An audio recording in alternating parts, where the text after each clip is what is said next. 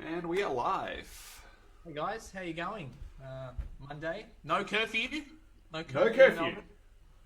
No curfew, still at 8 o'clock though. So hopefully you're still here. Like, hopefully you're not out partying with the other 40 people that decided to go to some birthday. Yeah, you'll get a $5,000 fine if you're partying. So make sure you don't do that. Unless you have COVID, that is. That's a get out of jail free card, apparently. Tell us in the comments, as per usual, how the sound's going and if you can hear us. All handy dandy. Obviously, we've got Curtis and we've got Let us know Mo. if you can hear Josh and if you can hear Curtis. Oh yeah, I saw your little head tilt first to confirm whether you're like putting it the right way. This at the start. Every video he has to check. Yep. Oh, we've done like 8 of them, mate. Come on. I know, but you know, as the weeks go on and you got the stress of life and everything else going in, you forget which way's the camera. The circle of life. The circle of life. Love it. All right, so last stream we talked about reviewing your cars, and you sent us a heap, and we really appreciate it. And we thought, out of everyone here, we wanted to select some really high quality builds, something that was a little bit different. We've got a bit of a unique, diverse batch tonight, and at the end we'll go through and review something probably a little bit different to what you normally see out there from Vivid, but again, we want to go through the whole diverse selection. So we picked 4 tonight, and by all means, let us know if you want more out of this. We've got a heap of entries, so we can continue this. But to get started, I thought we'd kick it off with a big bang. Thank you for the close to 100 people that sent us all their cars and profiles and everything. Like, there was a lot to go through. Yeah. Big thanks to everyone. Our inboxes were packed. We're like, whoa, I wasn't expecting it to be this popular. and let us know if you like the way we're structuring tonight's review system, or if you think we should try something a little different or outlay it some another way. Just tell us. We're all, we're all here to learn. We're all ears. So is my dog. That's it. All right, so to kick it off, I'm going to transition us over to the one and only gentleman that's been in our stream for quite the amount of times, actually, and he's a day oneer. He's a day oneer. Just been stalking the comments. Just been stalking. Steven Supra. This guy is the definition of legend, and the way we met was hilarious, though. Come on, tell a story. So this beautiful gem here belongs to Stephen McKickis. Please don't kill me if I said that wrong. Probably did. I met him, now, when I was younger, obviously a long time ago now. I used to have a bit of a chip on my shoulder because I had this brand new Golf R, and I thought I was the king because I had it was manual and blah blah blah, and I was different. I was like, whatever. And so we went on like a club event, which was actually really well planned in some sense, that we got a group of 20 cars, jumped on the Spirit of Tasmania, and went to Tasmania for a weekend away or a week away. And then as I got there, I see this Jeep roll up to this meet, to this cruise, and I'm like, who wasn't an ordinary bring wasn't a a normal Jeep? No, but I didn't know it was an Ssr Tf1. I just looked at it, I'm like, some guys just bought a fucking Jeep Trackhawk, what are they called? Blackhawk, the poverty spec. The regular. I was like, why, man? And I was disappointed because we had such a variety of cars. I'm like, this guy rocked up in a Jeep. And so I was a bit salty because obviously, that's me. And then, we all sort of docked and didn't really talk much to everyone because everyone's still a bit shy. Then we landed in Tasmania and we had brunch or breakfast, and then we started off on our first drive, and we were doing the legal amount of speed, and I got steamrolled past like I was standing still changing a spare tire. A brick just drove past you. Just a full brick. From that moment in life, I've gone, never judge a book by its cover. You spud, right?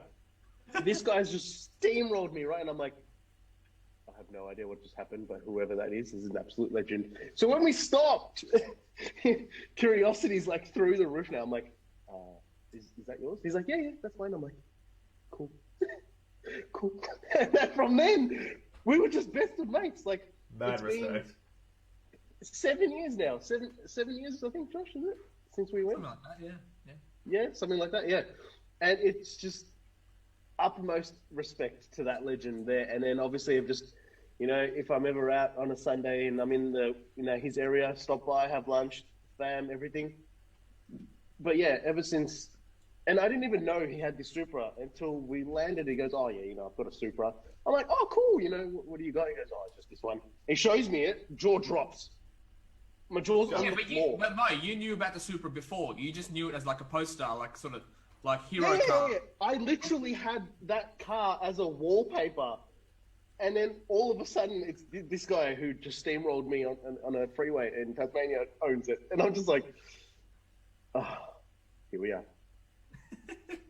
So yeah, Stevie just commented saying he remembers that trip. The exhaust started melting his rear bar. Yeah, so a couple of days before we went, he installed an aftermarket exhaust system to his Jeep, which was why it was so angry when it passed me at some absurd speed. But yeah, here we are. Interesting statistic from that 7 days or 10 days or whatever. So the speed limit on average over there is about 100 kilometers. So most of the cars had a computer system that could calculate the average speed over the 10 days. The speed they were doing were close to double the speed limit on average over the 10 days. So you do the maths. That's pretty scary. That is very scary. That's what I like to see. I mean, what? All right, moving on to the Supra. So straight off the bat, I look at this and I'm like, this is clean. Like, yeah, this is sparkling clean. Not just clean as in like, washed and nicely, but this is like lines, everything just looks good and different. Like I actually haven't seen this kit much before on the Supras. The front end. So the kit is an original TRD 3000 GT wide body kit with extra wide rear guards, is what Steve's informed. Okay. Wow. Yeah. I mean, she's very thick. Thick. Very. The wheels. So the reason why the extra wide rear guard is obviously once whoever guesses how much power this car makes, as you see from the photos, will make sense to why the wheel setup. So it's an 18 by 13 -4 on the rear. I mean, that's almost cubes just rolling down the road. Like, I'm like, just, 18 you know by those 13. the rollers that roll the road flat? That's just one of the types. yeah. Yeah, the tar rollers. Yeah. I'm surprised there's room for a diff in the back there. Oh my goodness. It is the definition of fat, and that's fat as PHAT. Oh God! Just look at it. Just look at that rear end. So we've been submitted a bit of a description of all the mods here, and we're keen for you guys to kind of, as you would have seen from the post we put out, guess the horsepower of this car. We'll give you a start by saying that there is a 1 at the front. The rest is up to you.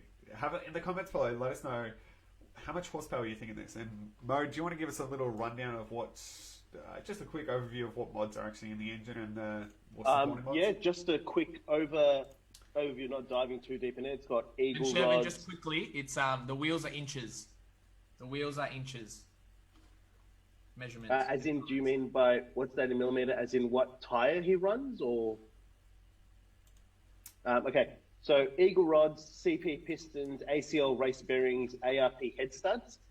GSE Stage 2 cams, GSE titanium valve springs and retainer kit, HKS cam gears, a G-ready or Greddy, however you want to say it, 18 Roy oil cooler and filter relocation kit. So yeah, and then obviously it goes to his fuel setup, 2200cc injectors, twin Walbro intake pumps, twin feed top rail. Turbo and cooling. This is where it comes into play. This is the art form under the bonnet. Tune agent twin high mount kit of Garrett GT2871Rs with a full 4-inch system and a trial tuning cannon. It's a Grady intake plenum, Grady Type R100 cooler, and a Koyo 53mm radiator. So that is the work of art you see under that bonnet. Which might not look like that anymore. Highly understated. It might not look like that anymore. I don't know. So teaser secret. Steve has now his next setup is definitely going to be one to watch. So if you're loving what you're seeing now, follow his Instagram, because his new build is definitely going to be something to watch. So that engine bay that you're probably seeing there does not look like that anymore. There is no engine in it, and it is coming back with ferocity.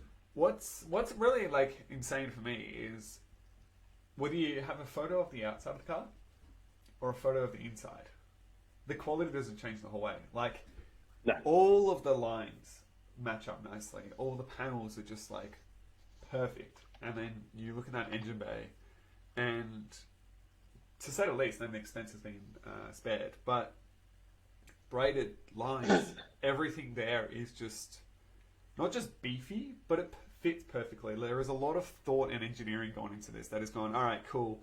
Yeah, we're going to cram a lot into this engine bay, which, look, not going to lie, they can fit quite the amount of stuff. But at the same time, when you start to put this type of beefy equipment into an engine bay, it becomes quite untidy most of the time. Yeah, it's very neat. Like the level of modification the car's gone through. He's done it's very OCD. I love it. It's crazy. Even just like the symmetry between the turbos and inlets, everything that's going on there, like it just looks amazing. So we've had a few guesses actually for horsepower, and Mo, where's it sitting at the moment? Or where's it sitting in the stage of these photos? The setup that you see there is 900 horsepower. That's 780 rear wheel horsepower is what Steve's telling me. The next, that's setup. The next one that we're at the current stage, where does that one sit? Double that. So we're aiming at 18. Yeah, 17 to 1800 is his next setup. That's the aim. And this is this isn't without a purpose. It's not like, oh, let's see if we can run, a certain amount of seconds down the quarter mile, or let's see if we can, back enter a corner at 120, 150 k's an hour. It's literally just, I want to mod my Supra. So Steve's goal is literally jump in the car, have a Sunday drive, have that 4-figure all day, every day, not have to go, oh, this is low boost, high boost, blah, blah, blah. Just one. This is what I make. Yes, you heard that right, Lachlan. 1800 is where Steven's aiming for. RF, you are correct. Aiming for. So that's if everything goes to plan as it should be. With motor builders, the setups, the tuning, and everything. So he's done the mods to make sure that he's done all the right parts, done the research. It will get there. Yeah, I have no doubt. But Steve likes to, walk the walk before he talks the talk, so that's good. He wants to make sure he can walk, run, and crawl the walk. He wants to do it all. And do the moonwalk. I mean, you put wings on this thing, you can fly into state. Like, when the borders are open, Curtis. Nah, not even. They're catching it. Pass the checkpoint. They won't even see you coming. Yeah, you think that Jeep passed you quick. Wait till this thing passes you. Oh, man. If you see that in your rear view mirror, side view mirror, or in front of you, mate, just admire it, because it'll be on song. What's really crazy is, like, we're talking, everyday driving, which is what, Steve's after. And just that factor in itself, once you start to, the last few streams we talked about, breaking the foundations of a car, like what the chassis is made for, what the actual car is made for. And once you break that, it turns into this visceral experience. Like, it turns into this, you really need skill and control to control the car, and 9 times out of 10 you expect it to break and be fixing it, and that constant battle. But that's not what this actually represents. This is the rare case of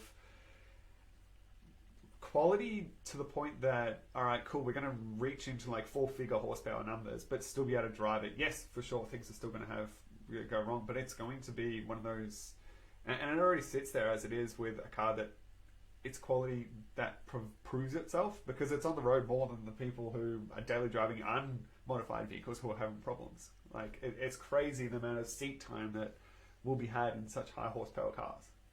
And he just confirmed that it's going to be on the spray as well. So Bottle fed. Yep, we have not confirmed. And what, Stephen, what shot of NOS are you looking at? Like, are we talking something that's going to give a little bit more kick, or are we talking something that's going to kick the road out of proportions? with the size turbo he's going, it's probably going to be used to spool the turbo off the line. Probably. I believe we're looking at 2 turbos for the next one. Or No, is it he's Old setup, he's got the turbo. It's a Garrett G42-1450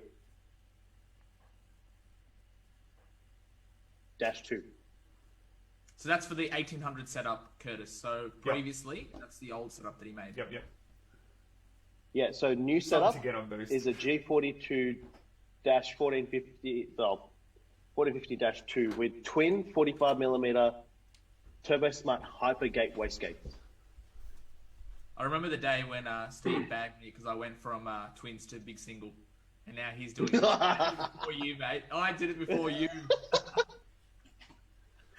So Sherwin, it is staying manual. It's a Gertrag Manual. 6-speed manual with a Tilton quad carbon clutch kit. Is what's going to be running in the new setup. In other words, bring a really heavy leg and a damn decent amount of skill to be able to even jump in the driver's seat of this thing. Yeah. You're But again, stuck in traffic. it's a full package. The car's a full package. Yeah. It'll be flawless from bumper to bumper. So that's his goal. Are you looking to throw it down the quarter mile, Steve? And have you already?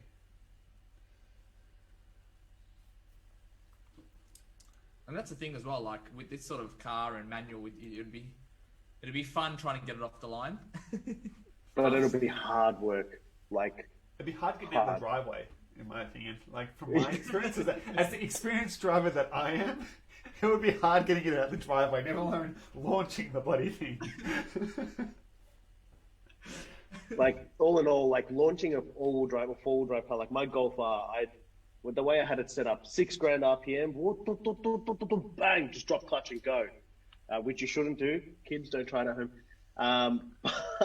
With the rear-wheel drives, you got to like feather, on boost, off boost, on boost, and you'll just fight it to stay straight. As Josh will tell you, even with his 32 GTI, even though that was four-wheel drive, the thing was sketch.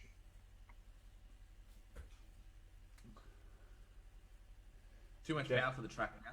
Yeah, too much. But yeah, all beautiful, beautiful machine. Inside, outside, underneath, wheels. It's actually Everything. quite interesting Everything. because, like, unless you look at it from behind, it's quite disguised as a thick boy. Like, if we look at it from, You'd think it's like a stance car or something, you know? yeah, you're like, oh, okay, really nice shiny wheels. Yes, there's good, rubber under there. Sidewall's not massive, but we're sitting there and we're looking at it, and it looks so in proportion that it doesn't stand out. It's kind of got this like little sleeper to it. It's got this like, not sleeper as in, hey, it looks like a standard car, it's going to be quick. It looks like a nice car, and it's going to be fucking fast. Like, it just... Yeah, so the beauty of it, the way Steve's done it is like, that's how it should look. Like, you don't see things riveted on or bolted on or just stuck on. All the lines follow the lines it's supposed to follow. It matches up. All the gaps are right, legit, proper. I guess that's sort of the difference of going a genuine kit to a replica kit or whatnot. And that's what he said from day one. He goes, that's why I went genuine, because everything lines up and you won't have to cut, chop, change, or do anything. It's crazy. It's really, really crazy, and like just high quality. So we've just had a small bug come from Zoom. It looks like one of us is on a different account. So what we will do, guys, bear with us for a minute. We'll just quickly put you guys into intermission for a second. We've just got some technical difficulties on our streaming end. Technical support. But we'll be back in 1 minute, and we'll get on to the next car for you guys.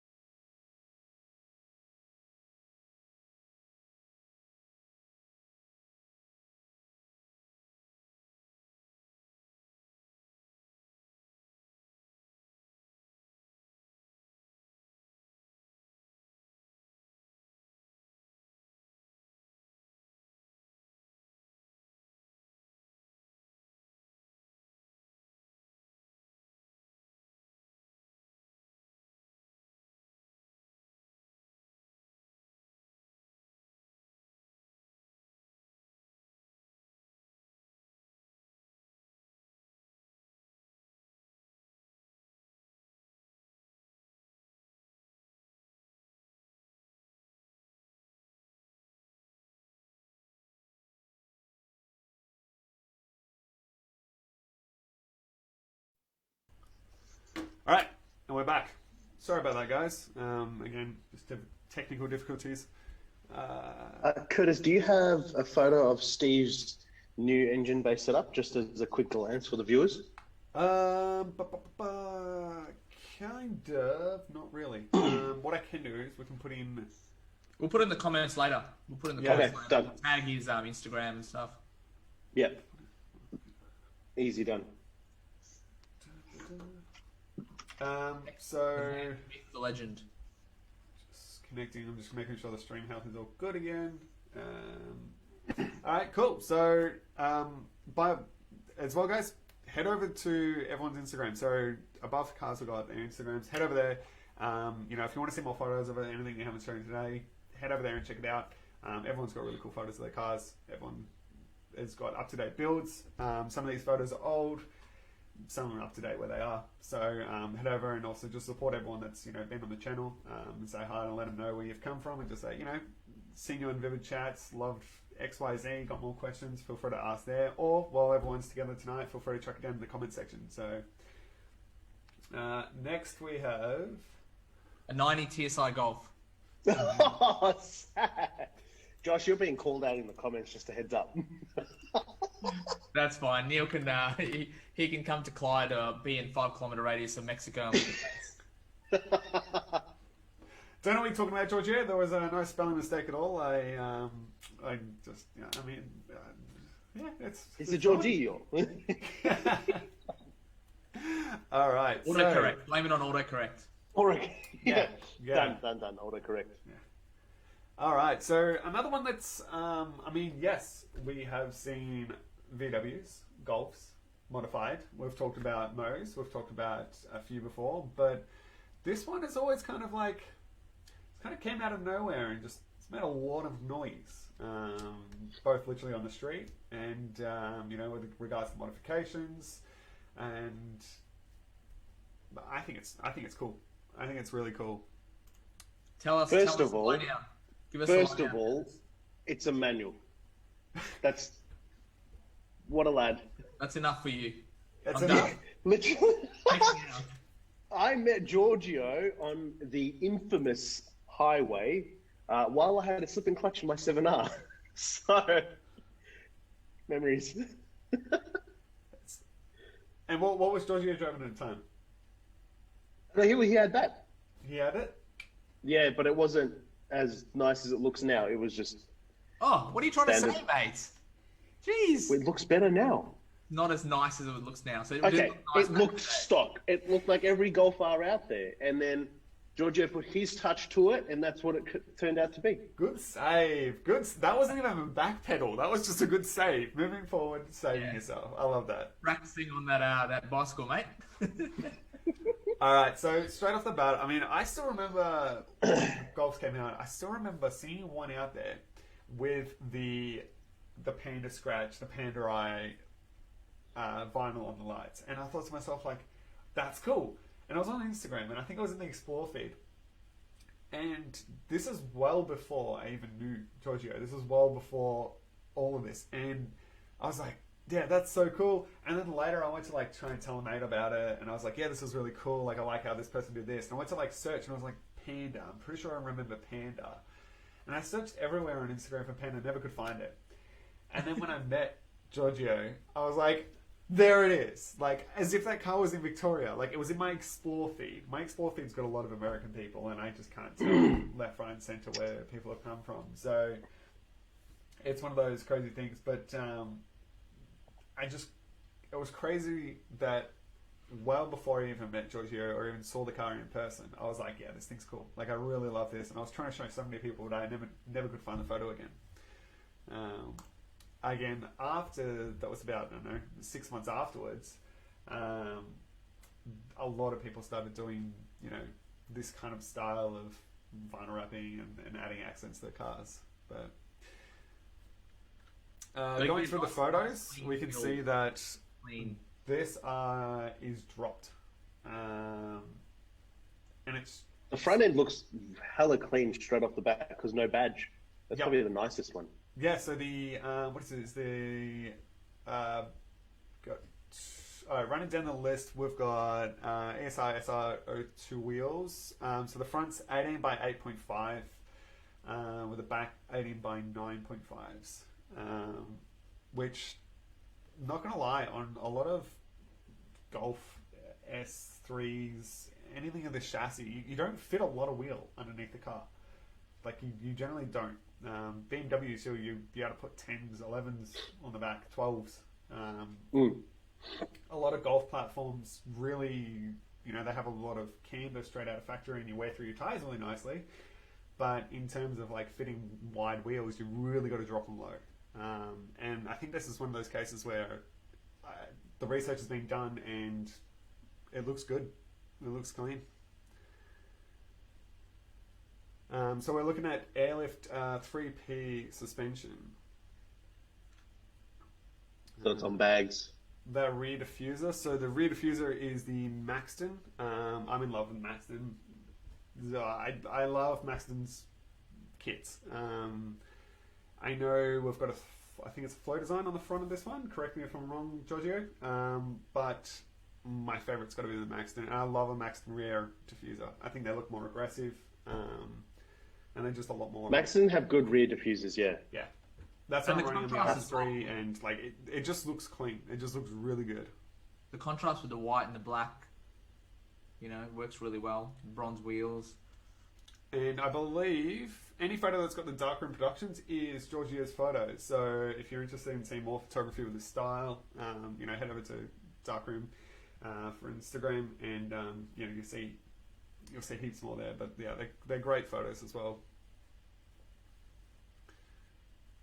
But again, they're all the, like, even, you know, Steve's car, Giorgio's car, it's simplicity. You know, it really it's is. Yeah. It's clean. Over the top. It's nice. Clean neat. is like... It's a new style that I'm seeing a lot of now. Like the graduation or the movement into simple but nice. Like, you see it, and from afar you're like, looks normal, and then it gets closer and closer. You're like, see someone who's someone done something to that, and it looks different. Whether it rides lower or the wheels or just something, it just looks different from what everything else is on the road. Yep. And I think that's what's the beauty of being or modifying your car or doing something to your car. If you stand out in traffic, you've done it. Yeah. But like subtly. It's not like it's the word blue road green is subtle. Ferrari, but it is subtle. Like Giorgio just said that he sprayed the underneath of his spoiler black so that it blends in the window. Like little things like that. Yeah. We didn't pick up, but we looked at the back and went, that just looks good and right, and it looks like it fits. It looks OEM style, like it's meant to be there like that. And I think that's, as you said, subtle and refined. But see that back picture there? Black, white, black, white, black, white, black, white, black. Like it's in stages and it's just neat. It's coordinated. It's refined. Like it's on a checkerboard, you know? Very similar to a checkerboard. Yeah. I think it just looks great. I love the badgeless front. I love how it sits. I know that you have put your custom Havoc exhaust system to it, and you've got, what was the ECU again? No, I don't think he's got an ECU upgrade. No, it's the... He's got that watt box thing, which That's the right. 6Rs can use. N2MB watt box, which enables launch control, no lift, shift, and flames. And boy, does it shoot a flame! Like, wow. Oh. Do you remember that night we were both deaf for like 15 minutes? But yeah, going. I can't hear you. Was it Greensroad? I think it was when we first did the video, and like it was like any minute now, any minute. Bang!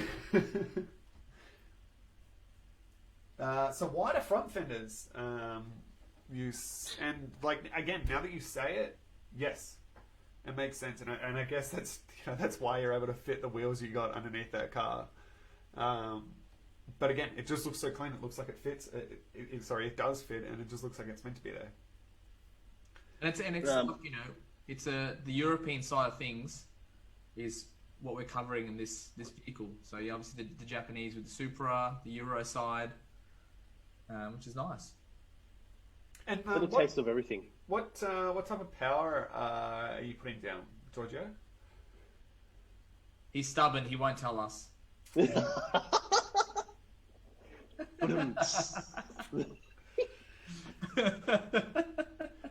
2 horsepower it is. All right, no worries. Moving on. I'm pretty sure we don't have an interior shot. I was going to say he's got a 3-gauge pod holder cluster thing that he actually 3D printed himself, and just has really neat gauges on the insides, but got no pick. Bummer. Next time. Might be on his Insta. Will's just commented in the, is it too late to send in car pics? For this episode, yes. It takes a bit of preparation to make sure that this all lines up nicely. We have slideshows and videos and photos to show and all the information. However, still send it in. Send it in. So this message, we've got heaps of cars that got sent in, and we kind of just picked a bit of a variety tonight. As Josh said, we've gone from like the JDM Extreme, 1,000+ horsepower build to Euro, and we've just got different cars on tonight. But however, for future episodes, send it in. Let us know all the details. The more pictures, the better, because we can kind of show around the car. Some interior shots as always. But just if you've got mods, send it through. If you've got something that's nice and clean, you keep detailed, whatever it is, just send it through. And we'll have a look at it, and we'll send you some messages if we've got any more questions. Curtis, you're a bit of a Euro fanboy. What do you prefer, the 6R or a 7R? Oh, it's really difficult. Look, the 6R I feel has so much more diverse customizability. Like the more I see 6Rs out there, it's 6 generations, whether it be the Rs or the GDIs, whatever it is, right? Out of the 6th generation, I feel like there is such more diverse customized. Like you'll see them stance with wheels, like literally looking like a hovercraft. Other times you'll see like absolute track darts. And I think that really appeals to me, is like just that diverse, mod scene and the aftermarket scene there. The 7s, they're just straight up our classy Golf. I think like a lot closer of to Audi, definitely a lot closer to Audi. Like with the angular, cuts and lines. Yeah, the 7s are so much more boxy. It's squarer panels. The front end is just chiseled. A lot more straight lines. 100%. And again, like I don't think correct me if I'm wrong, but I haven't seen it with a 7 out there having anything over 9-inch wheels on the back. Like I don't think you can fit them under the guards unless you're tilty boying the crap out of it. But to run like full tread on the ground with wide guards, I feel like the R has that ability. Again, correct me if I'm wrong. I haven't seen it, but I love the 7 for the classiness, the racy factor. But for an aftermarket scene, I think I do like the 6s better. I like the R32s. R32s are honestly my favorite. Yeah. The back of them with the exhaust and stuff like that. And one of the reasons why I liked it is Need for Speed Most Wanted. I used to have a car in there that was... Yeah. My first like Euro car was a Passat R32. So essentially one of these bad boys with a boot. And again, like the sound was just, it was raspy. It was really raspy. And it was the first time like I looked at a Euro car and was like, this could be tough. Like this could be really cool. Following that out of the R36, but I've seen a couple of Golfs out there that have had R36 engines swapped into them with turbo upgrades and stuff, and like that's insane power, like insane power. But I love the 32 engine. When it's turboed, it's a crazy experience, but it's just raw in my opinion. Going back now, Mo, with your Golf, would you have had 7 or R if you kind of 7? 7 still, 100%. Yep. Reasons? The difference, the advancement from a 6 to a 7 is like an apple and an orange. You can tell. A refined car. Straight up. Huh? A bit more refined. It was out of the factory? Everything. Everything was more refined. Everything was better. Even the drive, the comfort, the sound, the power, the interior, the infotainment system. It basically went from Windows XP to Windows 10. Yeah. Actually, I might cop a lot of heat for that, but you know what? It's just honesty. Giorgio probably just unfriended you on Facebook. I doubt that. Again, it all depends on what outcome you're looking for. If you want to grab a Golf and you want to sink a lot of your personality into it and be different, I feel like the R platform has more versatility there. I think you've got more options. If you want something that's going to be straight out of the not straight out of the factory because they're so old now, but you can get a second-hand, well looked after Golf 7R manual, awesome driver's car, great potential for easy modding, like tuning and everything that comes with that. Like it starts cheap and you get really great performance out of them. Parts a lot more expensive though. I think the price difference for the 7R parts to the 6R is... 7R was a lot more expensive. Like my clutch alone was $3,500. So, well, obviously that's back then when I did cook it. Obviously it's not as expensive now because everyone's got them, everyone's doing them. But at the time where I got mine, tuned mine, fried mine, there was only one option available. But the performance side, if you're ever looking at just straight performance, 7. Every day.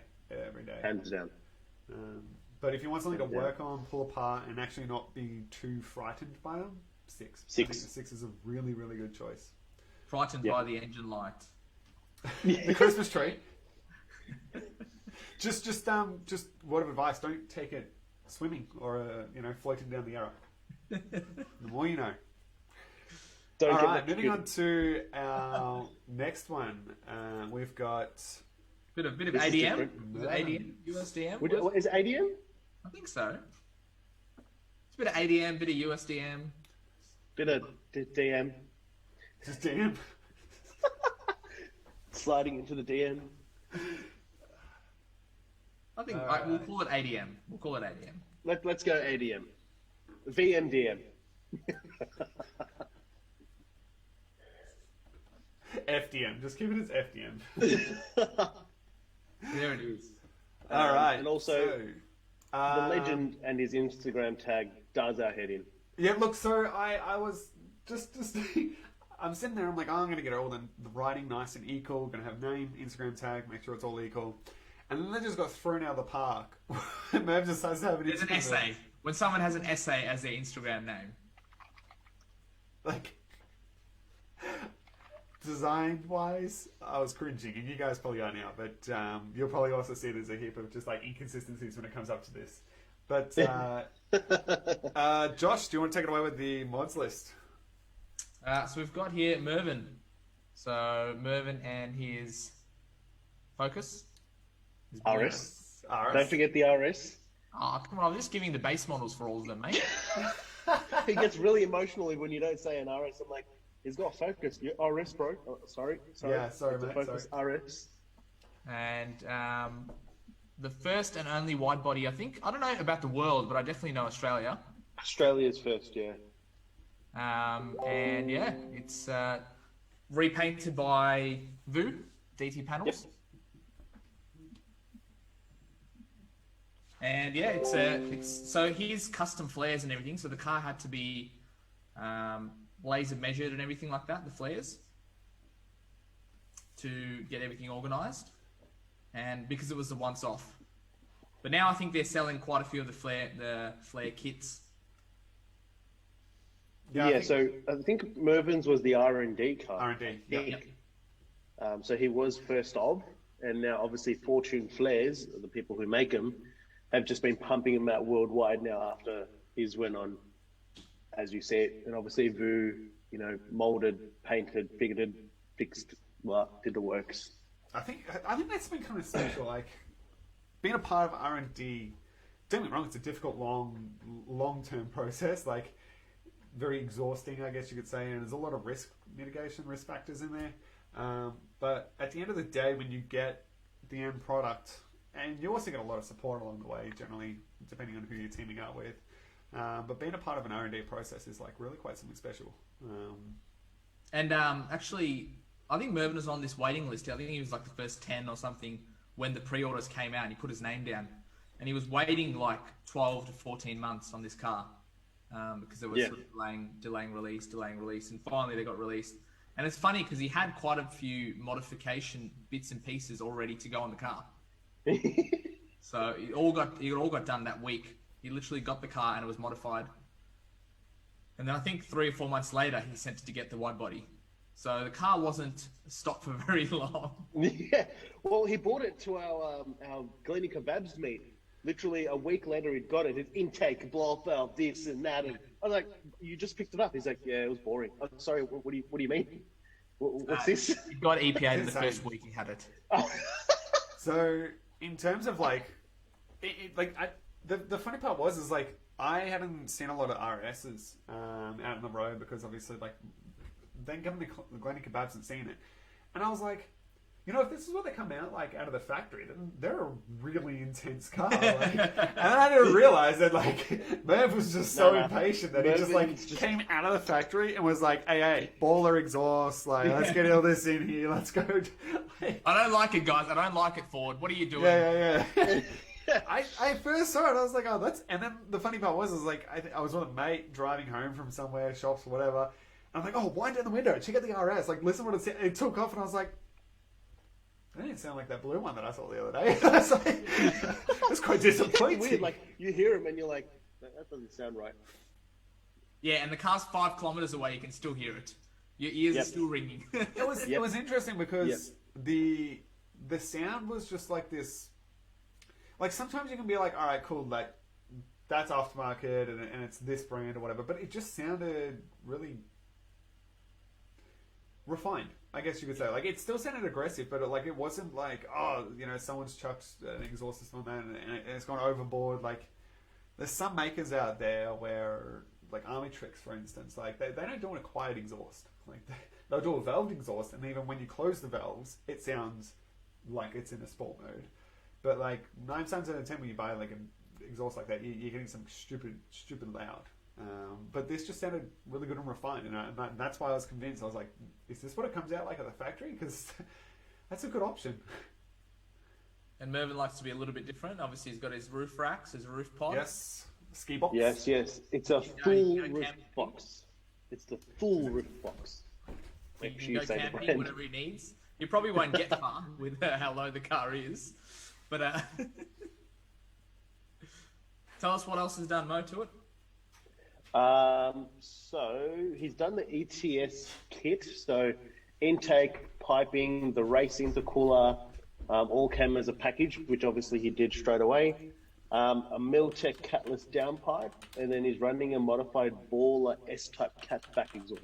So it doesn't sound too Milo tinny. It's actually got some sort of note and tone to it, which is really good. Definitely the biggest mod he said was the Mishimoto oil cooler, so it just keeps the engine happy. Obviously because the RSs run pretty hot apparently. He has the Cobb access port package, so 98 tune / E30 tune, which he mixes himself.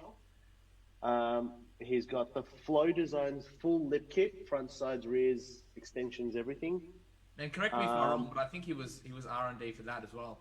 Yes, he was. So Mervyn in this car has been R&D for a lot of things because he thinks outside the box and obviously just goes, I want to do this, can it be done? And they're like, well, we haven't tried it. And he's like, all right, what do we need to do to get it done? And so, yeah, that's part of Do we know what his year journey. this one is?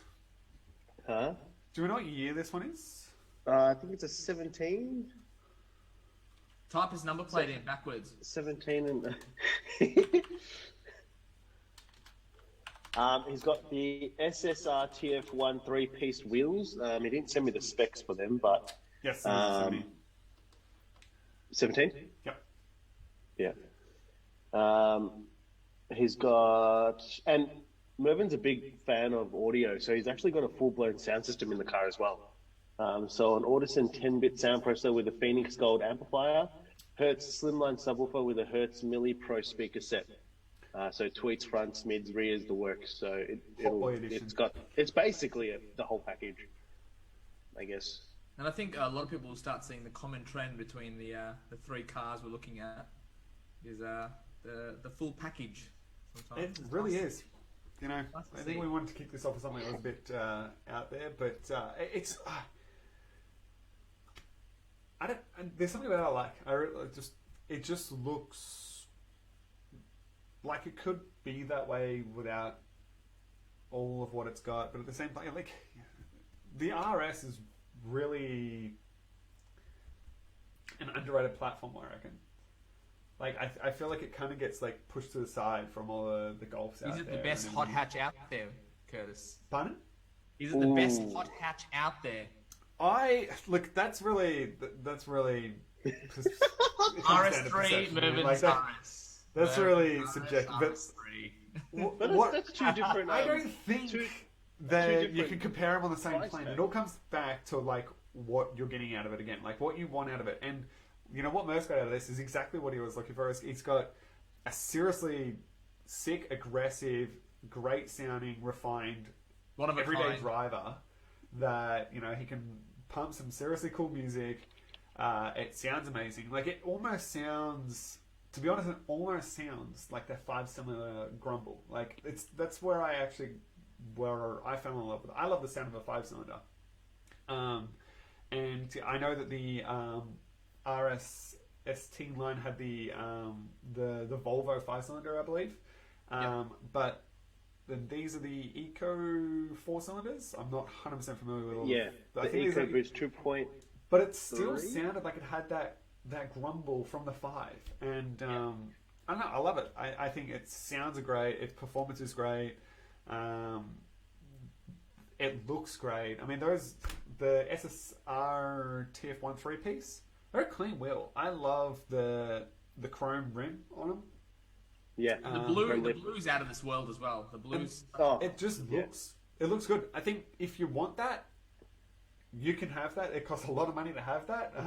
Again, if you have money to spend, but it just depends on what you want. Like if you want something stupid quick, you could probably I mean, you wanted to compare it to the RS3, yes. But for what you buy an RS3 for, you're there with an RS3. If you don't want to customize your car and you have a 70k budget, yes, you can go get an RS3, be really fast, really quick, and have fun with it. Be a daily driver. If you want to have something that really screams your personality and says, I've invested my money into this, this is my build, it's every part of what I wanted, I don't see this as being a bad option at all. I think it's an amazing option. And that's where I think it sits in that market. Again, with the Golf R, if you're starting off and you want to get your hands dirty with all this stuff, and you want parts that are a little bit cheaper, you can probably track it often. You can daily it if you want, or even have it as a project car. I think the 6R is great, and if you want the budget performance of the RS3, go for the 7R and make it a driver's car with a manual and a stage 2 tune with an intercooler and downpipe. You'll be happy. You'll be like more than happy.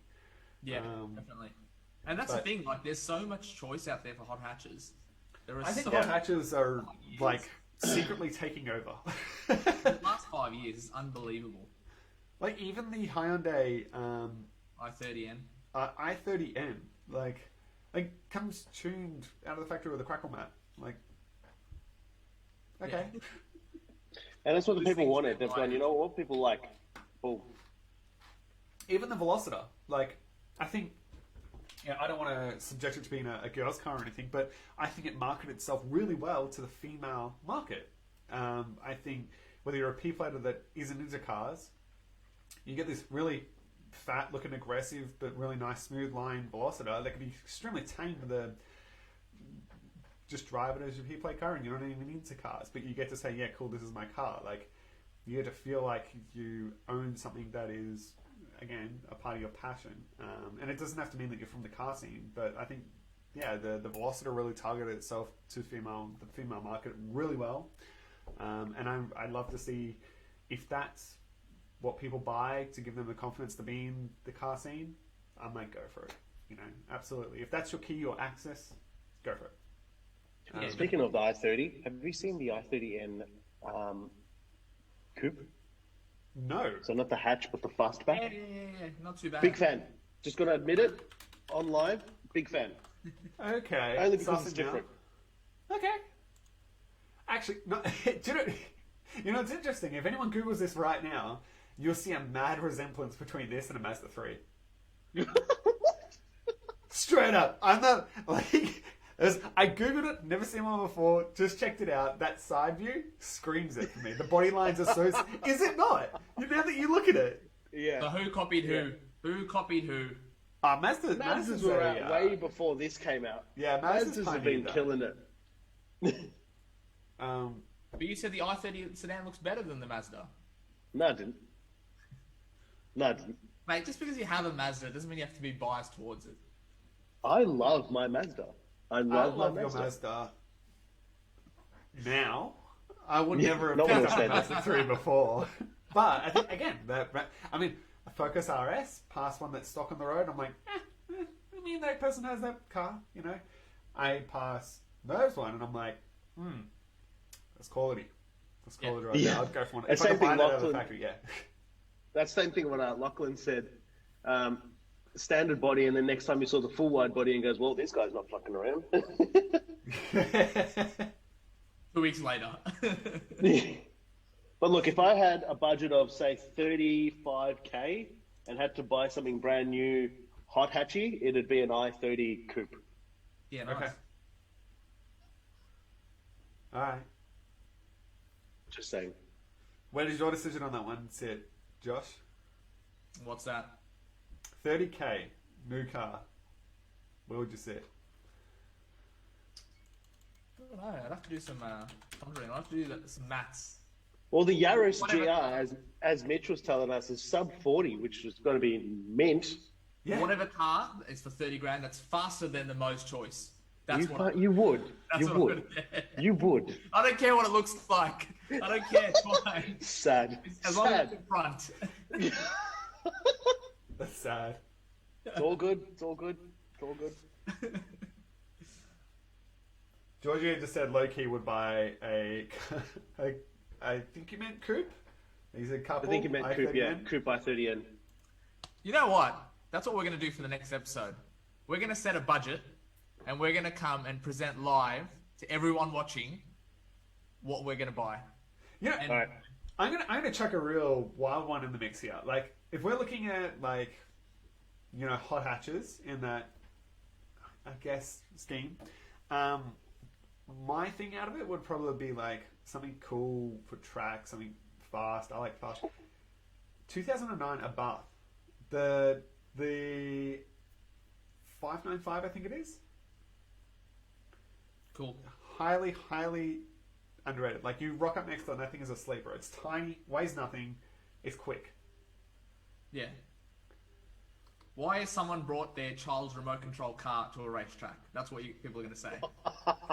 Exactly. The And then remote when my control lap is in like cars. 10 seconds quicker, they'll go, why is someone's child's race car quicker than my lap? You know, like... Very, very true. Very, very true. And they're nimble. Yeah. But yeah, guys, I think that's the next episode.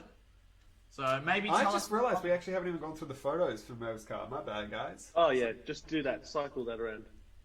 Guys, tell us in the comments for our next episode what the budget has to be. So what we have to spend and what car we're going to buy. So give us a budget. I think, didn't the RS come out with a drift mode as well? Not in Australia. It wasn't allowed for Australia.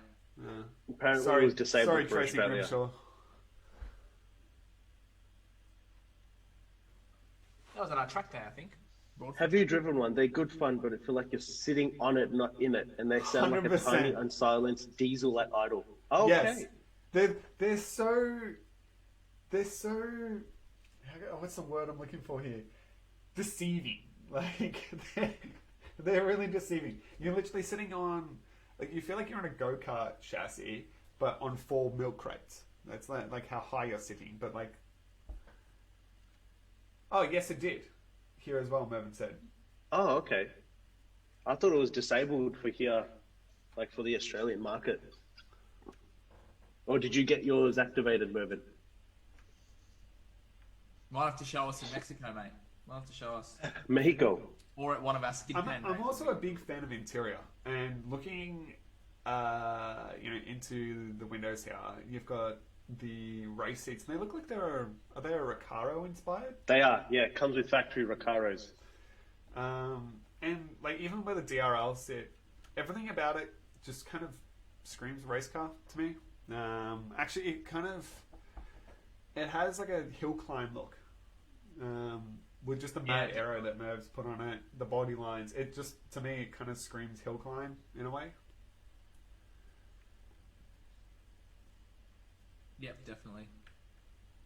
So if you can copy that Instagram page, or you can try and find it, good luck. You can see more of his car and videos of his car. Yeah, just chuck in that essay. Autocorrect will be trying to figure out what the hell you're trying to write. He'll be like, Mervyn doesn't have an Instagram, but he does, because you're searching, so what's going on?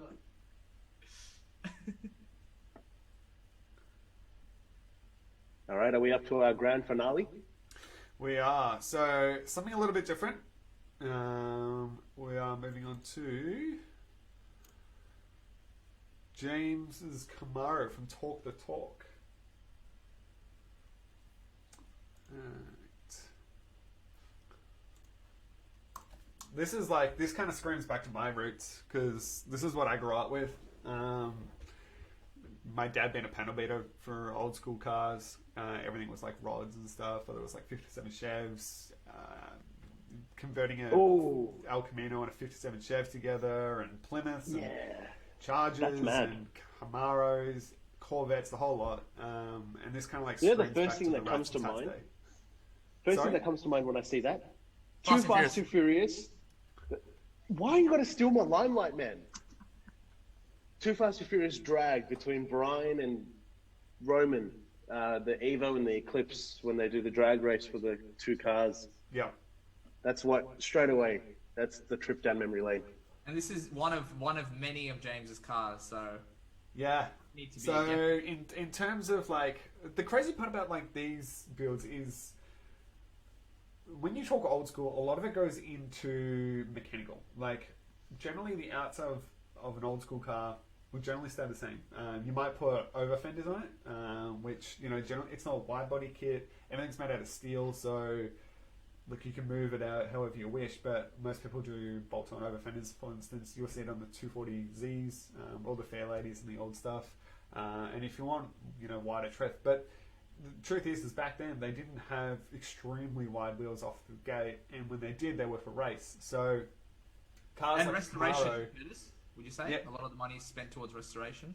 Yeah, but cars like the Camaro, Chevy were building in competition, and the biggest thing that advertised back then was actually raceways, the actual sporting event. So if you won in a sport, whether it would be like Le Mans or a drag strip or whatever it was back then, that's how you sold your car. People wanted that car because that was also the culture back then. So when the Camaro came out, you're battling against Mustangs and Pontiac and all such at the time. And you can really tell from the late 60s to 70s vibe with the long front nose, the beefy wheel arches at the back. And they had enough room in the back for fat tyres, but they never put them on because for a street car back then, they needed fuel economy because the mass tax on fuel just came through. So, crazy thing is that some of these cars came out and they were stupid heavy with small V8s in them. This came out with an original 305. And back then they talked cubic inches, so 305 is the capacity. And nowadays, and it's got 350 in it. So 350 aligns to about 5.7 litres, I think it is, which is your LS1 range. But now, James has James said the previous owner put a 350 Chev in it, which is a really nice V8 in that LS1 range, but it's got a single push rod center cam. It's not a dual overhead cam, it's the other one. Forgot the word's called. But LS's cams over top ahead, the old 350 Chevs cam underneath, push rod system. Oh, okay. Yep. So lots of weight, but all of what, I look at this here and I know because it's old school that we're not looking aesthetic to say it's built. You want to start that up, you want to hear it, you want to see it shake, you want to look at how it's set up. And even then, if you put it up on a hoist, you could see if it's built underneath. But 9 times out of 10, it's generally what's in the interior as well. You'll go into the interior and see hidden gauges everywhere because back then you didn't have a lot of data. You didn't have ECUs reading anything. You had a carby. So Cliffs has just said cam in the center of the block. Now, what's that called? I know there's dual overhead cams or DIHC. What's the cam in center of block? I don't think there was anything because it was just a stock. It was just the just a beautiful vehicle, and that's what I'm saying. James is he's actually got a Corvette as well. Yeah, and he's had a DeLorean. Is that the yellow one? Yep. Yeah, nice. I saw the Corvette's actually Instagram. The Corvettes came out with both engines that Camaros did at the time as well. So a 350, or they could stroke them to a 383, or they could go for the big block, which was a 454, I think, which, talking about 7.2 litres. Big engines, real big engines, dual carburetor, everything. But again, he's also had a DeLorean. Really yes. Cool. Back to the Future style. What I love about this actually is the 70s style Camaro and that the spoiler at the front. That's just something to me. It always ticks off something. But in terms of mod list, we've got upgraded heads, upgraded carby, big cam, twin 2.5 exhaust system. So sway bars have been doubled the thickness of the stock ones. And added a rear sway bar. So again, this is all for stability. Back then, you were literally 4 wheels on a rolling chassis. Leaf springs or independent front suspension was something back then, but it's definitely not what it is now. So upgraded shocks all around. So we've got Petasport riders in there, front springs, pads, rotors. We've got added a center console. Again, back then that was a luxury you could add in, but not many people could afford it. 4-gauge setup, the steering wheel, torque thrust wheels, which they're a very popular dragway wheel. As you can see here, these would have been the stock wheels, which would have been like an Indy wheel that came with the car. I like them. And then you can see here, this is the torque thrust. Now the torque thrusts were built after the dragway inspired wheels, again from the motorsports that were live back then. And of course Mickey Thompson tyres, big fat sidewalls. Oh, I just realised it's left-hand drive. 100%. I thought the images were mirrored. No, left-hand drive. Everything pre-electronic, no electronics or driver. Yeah. Nothing. Airbags, we die like real men. even so the heater core and everything back then, you would have had an actual ducting like you would find in a industrial factory and there would be a box with these vents, and these vents had wires and cables, and in the interior you flick down the vent and it would open up the ducts underneath the dash to let in hot air or to circulate hot air out, and that was your heating. You'd have a heater fan. Back then you could have a heater core, but 9 times out of 10 all of these parts were near the plenum chamber. They rusted because, well, that would the was a big speedo fault. be in miles per hour? Is that what I'm seeing there, mph, or is that 100%, yeah. So Camaro is American muscle. All the Camaros brought into Australia. If they're right-hand converted, then that's when you're seeing right-handed. But back then, everything was left-handed coming from. This is American. So that's cool. everything back then. So everything would have been miles per hour. They may have had a gauge that had in small running kilometers, but that's generally from, I think, 72 onwards that they started looking at like export and stuff. But their main market was America. Unlike James would hate to go through drive-through. We've got to get anything. Yeah, that's what I was just thinking. How would he? You don't. Okay, definitely Yeah, not you taking don't. Go that in to reverse. drive-through. Go in reverse. Yeah, like how the Americans do with the Jap cars. They go in backwards. What's really crazy, so I had a 68 Mustang, and same left-hand drive, the whole deal that sits here. My Speedo cable, I mean, it was so old that my Speedo would just sit there and just bounce. And I still remember getting pulled up by a cop, and he was like, "Do you know how quick you were going?" And I was like, "Look, it bounced between like 40 and 65, so I don't know, like 50 mile an hour, like I don't know." But the funny part is actually when you rock up to the lights, you're right next to the person next to you. So so you're sitting at the lights, and if you open your door, you hit the car next to you, obviously. But that's the distance away. Is like these two windows, so you can literally just sit there and talk to you don't have to shout over the passenger side. And the amount of times, like as a P-plater, I had the Mustang, and people would just be like, "Oh, nice car," like, and they'd just be talking to you, but you had your window down. You never drove with your window up because you're cruising, you're fat arming, that's what you do. Left arm out the window, right arm on the steering wheel, window down, and you wouldn't hear someone's window go down, but at the lights you'd just hear, "Nice car," and you're like, "Oh Jesus, you're not even 30 centimeters away from me." Is it odd driving a left-hand drive here to start with? I think it's better. My honest opinion, I think it's better. The only thing that gets sketchy is roundabouts, because you got to find out where your front right wheel is. Turning roundabouts, you generally always turn a real lot tighter. But apart from that, if you keep the line on your left-hand side, you know where the line is, you're good for the rest of the side.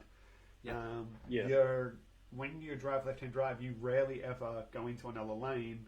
I feel like people who drive right-hand drive closer to the right lane than what they do people who are left-hand drive. And obviously in Australia you have opposite traffic coming on the right side. I think it's better, but it's a fun experience. Just drive-throughs suck. You just have to scream and ask them to put it on the passenger side or something. Definitely. But yeah, beautiful car. But yeah, I think we'll have to, one of the future episodes gets James on and chat about his multiple cars that he has. So. His collection. Absolutely. And we were talking last week's after last episode, or it might have been the episode beforehand. We started talking about the driver experience. And so, as James says here with his car, it's no record breaker. He's got it on the dyno here. It's got some numbers out of it. And he's like, it's no record breaker, but it makes a healthy 242 rear wheel horsepower and delivers smiles while, when the right foot goes down. So what you'll get out of this engine is raw feeling, raw everything, and like how it all just locks up. You'll feel every mechanical connection as the power goes from the front of the engine into the entire drivetrain, into the back, to the diff, to the wheels, and then you'll feel the body still even move. So you just get all of that, and you'll sit at the lights, and if you've got a lumpy cam and bad engine mounts, which 90% of them do, you just sit there and that's awesome. That's awesome. And that's another experience that you'll get out of these old cars. You did that. I think it's crazy how the comparison between all the four cars we've looked at tonight, and I think every single car can still deliver pure happiness to every one of the owners. And in the comment section right now, if they're still on, I bet they could vouch that every one of the cars delivers them happiness. And they're on complete different spectrums. and brought people together. They've met new friends and they've communicated. That's it. That's what it's all about. Cliff was saying the first time he drove left hand, wow. The first time he drove left-hand drive was at Holden, a prototype. The bit that messed him up was reversing because you got to look the other way. Yes, yes, yes. So you have the handle up here, and it's hard vinyl that's going like stupid hard. And I used to, like in the Mustang, just whack my head on it every time I went to look left. But the blind spots, you don't have blind spots. Really? Not like you do with right-hand drive cars. Right-hand drive cars, you want to merge on the right-hand side. Obviously, you're generally always merging right. And you'll jump into a lane. You have your B-pillar or whatever you have there. You look over. Most of the time, unless you're turning your head over, you're not going to be able to see. People look in their mirror, go, cool, let's merge. When you drive left-hand drive, you always have... You turn your head and you have a 480 view of everything on the right-hand side. So, in terms of blind spots, I feel when you drive on left-hand drive, there's less blind spots for Australia roads. And the left-hand side, like, the only time you look in the left-hand side is generally in your mirror, and you're fine by that because you have a lot less posts in the way. Again, depends on what car you're driving. If you're driving a 60s or 70s style coupe, yeah, applies. Yeah. Chris is saying left-hand drive is not hard. The left-hand drive around retired old farts in Florida is hard. Oh, that's too funny. James has just made it on. So, g'day, James. Thank you again for sending in your beautiful photos of your car and us going through it. You've probably missed a little bit of myself getting a bit fanboy on the old American muscle over here, but if you wanted to go back, you can see that. But I think that's all we've got for tonight in terms of that's it, yeah. in terms of our reviews. But hope you guys enjoyed it. Let us know Also in the comments whose was your favourite car and why. Let us know. Even if it's not in the comments, feel free to send us a message afterwards. We're interested to see America. Yes, America. Also, guys, whoever's watching, and we'll obviously post it on our socials, our next episode will be set a budget, and the three of us have to buy a car and explain why we bought it, but set the task, whether it be daily driven some track events or drift or drag, or you guys set the task. All of the above or whatever. Go shopping. All of the above. If you want to do a click for everything, you let us know. You set the budget. And we have X amount of times, and then we discuss the three that we've chose, one each, and also just remember down below. Do an Instagram post or do a Facebook post and tag #VividChats. Yeah. Tell us the budget and what we gotta do. Give us enough momentum, and once we're out of lockdown, Vivid might buy it and just build it up anyway. So.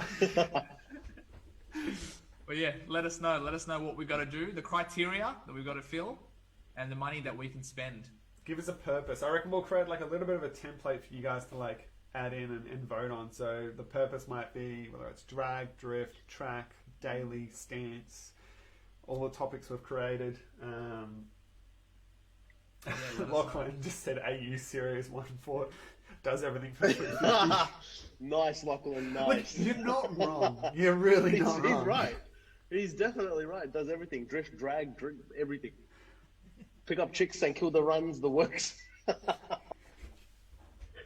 But yeah, Neil. Keen for drags and track days. Yeah, as soon as we are allowed to, man.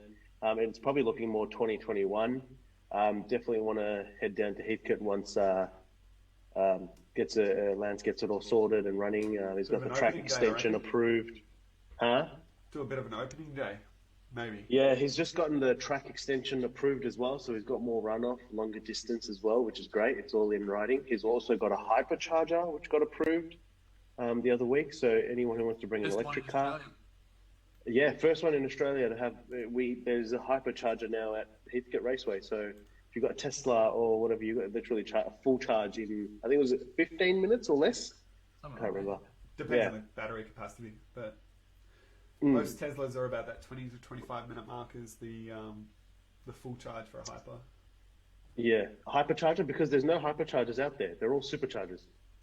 Ah. No, Yeah, you're right. a hypercharger charges it 3 times as fast as a supercharger quickly. or something. I can't remember. Alright. So again, we'll create a status. You guys let us know. Vote. Or we might even do a poll. And each day we'll just do a poll with a certain category. So the first category might be the purpose, the end result, and we'll put down a couple of things. You guys just vote. You guys just choose. Sweet. What we like, and then we'll choose budget, and then we'll go from there. So, but thanks guys for tuning in tonight. You know, it's been really awesome to have you on board, commenting and giving your feedback, and we've really enjoyed. I've really enjoyed going over the cars. It's a great conversation to have, to be honest, and I love them all. You know, diverse range. I love them all, but be keen to see what we can put together next week for you guys. Guys, have a good Monday night. Stay safe. Take care. Take it easy. Have a good All one, guys. love. Stay See ya. safe. See you guys.